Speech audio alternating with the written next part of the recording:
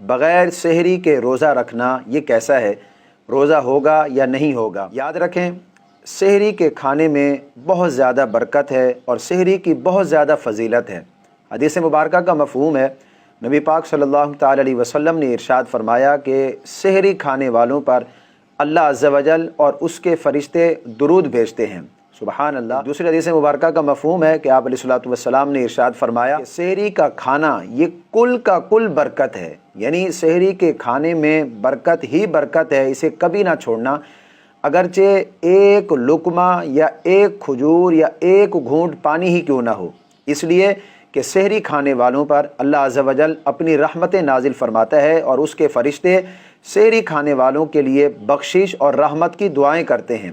تو سبحان اللہ، کتنی زیادہ اس کی فضیلت اور کتنی زیادہ اس کی برکت ہے۔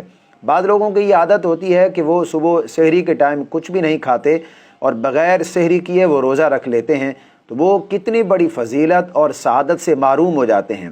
ایسا بالکل نہیں کرنا چاہیے۔ اگر آپ کا کوئی چیز کھانے کو دل نہیں کر رہا تو کم سے کم ایک گھونٹ پانی یا ایک کھجور یا ایک لقمہ ہی کھا لیں، تاکہ آپ کو سحری کی برکت اور فضیلت حاصل ہو جائے۔ اب رہا یہ مسئلہ کہ اگر کوئی شخص سحری کے بغیر روزہ رکھتا ہے تو اس کا روزہ ہوگا یا نہیں ہوگا، تو یاد رکھیں سحری کا کھانا یہ روزے کے لیے کوئی شرط نہیں ہے۔ یعنی ایسا نہیں ہے کہ اگر کوئی شخص سحری نہیں کرتا تو اس کا روزہ نہیں ہوگا، ایسا بالکل نہیں ہے۔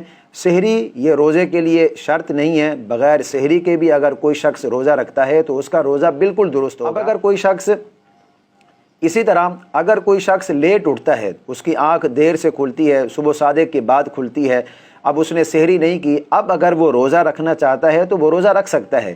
اگر اس کو یقین ہے کہ وہ اس روزے کو غروب آفتاب تک اس کو مکمل کر پائے گا تو وہ روزہ رکھ سکتا ہے، اس کا روزہ بالکل درست ہوگا۔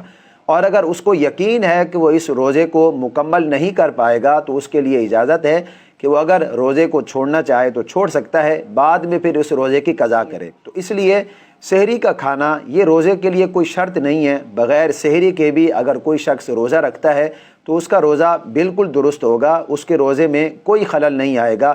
ہاں البتہ سحری کے کھانے میں بہت زیادہ فضیلت اور برکت رکھی گئی ہے۔ مجھے امید ہے کہ یہ مسئلہ آپ کی سمجھ میں آ گیا ہوگا۔ اس ویڈیو کو صدقہ جاریہ کے طور پر اپنے دوست احباب کے ساتھ ضرور شیئر کیجیے اور مجھے اپنی خاص دعاؤں میں ضرور یاد رکھیں۔ اللہ پاک ہم سب کو اس ماہ مبارک کی برکتیں، عظمتیں نصیب فرمائے۔